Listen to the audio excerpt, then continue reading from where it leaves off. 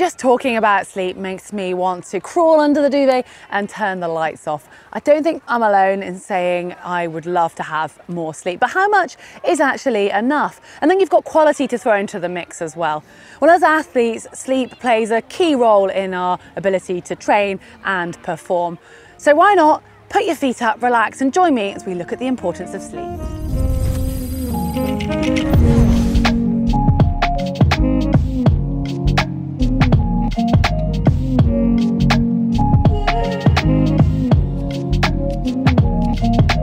The majority of adults need between 7 and 9 hours of sleep, but 7 hours of really good quality sleep is going to beat 9 hours of poor quality. So let's start by addressing what we actually mean by quality sleep.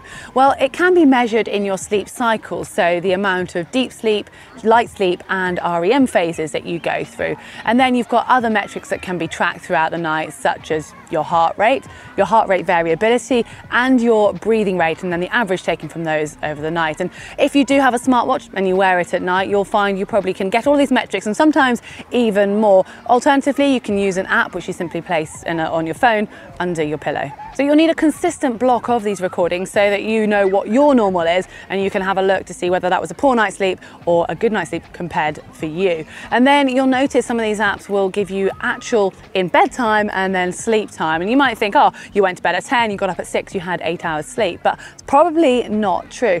And I find it quite fascinating to have a look back at mine each day actually to see whether I had any interruptions that night. I might think, oh, I've had a brilliant night's sleep, but find that it indicates as poor. And this can sometimes be a nice indicator if you're struggling later in the day. Well, have a look at how you slept that night and the clue could be there.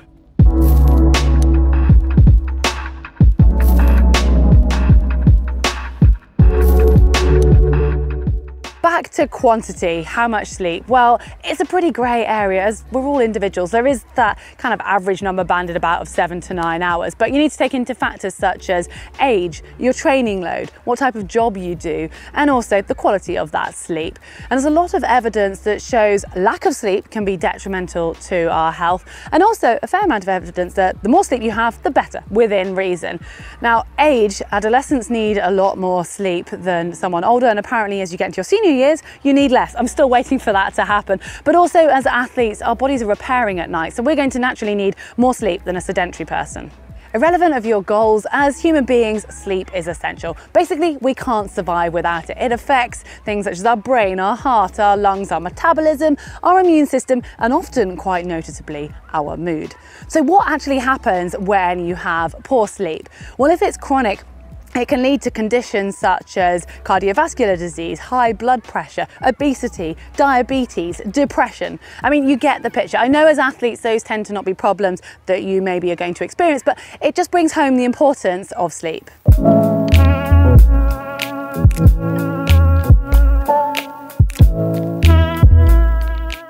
Let's look a little closer at the effects of poor sleep on athletic performance.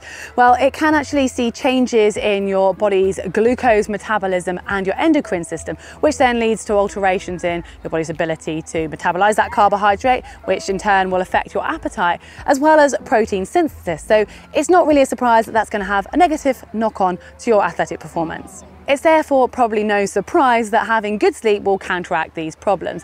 In actual fact, having enough sleep has been proven to improve your reaction times. Counteract that with being sleep deprived, it can be the equivalent of having had an alcoholic drink. And I'm sure all of you guys know when you've had a good night's sleep and you wake up just feeling on it, you've got great concentration and you're in a brilliant mood. Well, that's naturally going to affect your training as well as those physical benefits of your body having been fully recovered. So after a good night's sleep, you're far more likely to be able to nail that next tough training session.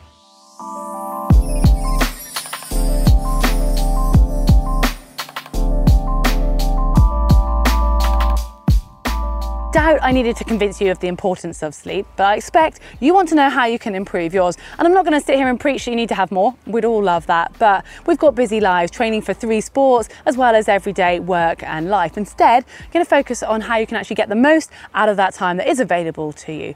You might have heard of sleep hygiene. It's a bit of a buzzword at the moment, but it's basically talking about your habits pre, during, and even post sleep. So start off by addressing your environment. You ideally want to have a nice, cool, dark and quiet room if possible. And then if you are able to let natural light come in the morning, that's going to help with your circadian rhythm. If you've got street lights or light pollution, then an eye mask can help with getting you into that deep sleep.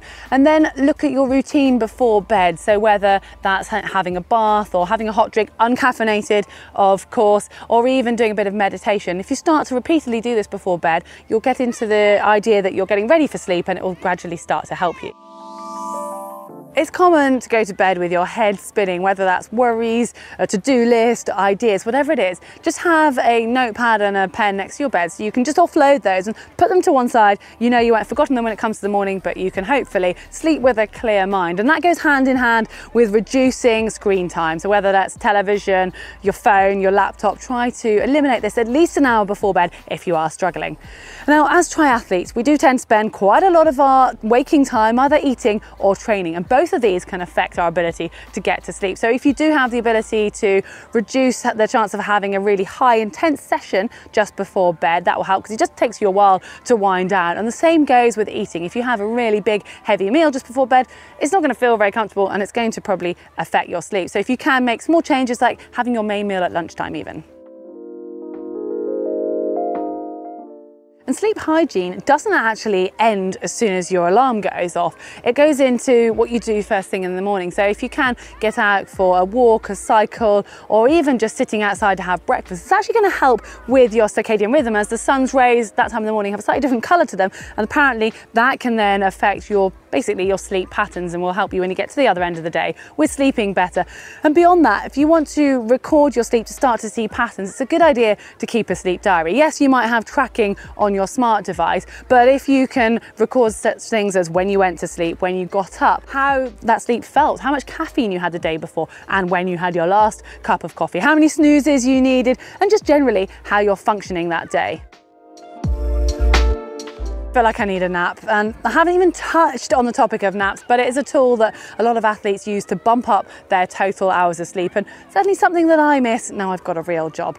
But this has been quite fascinating for me researching. Hopefully you guys have found it interesting, and just reminds us of how important having good quality sleep can be. Well, hopefully you've enjoyed it. Give us a like, check out our social media channels and follow those, but make sure you turn all of this off, including us right now, at least an hour before bed.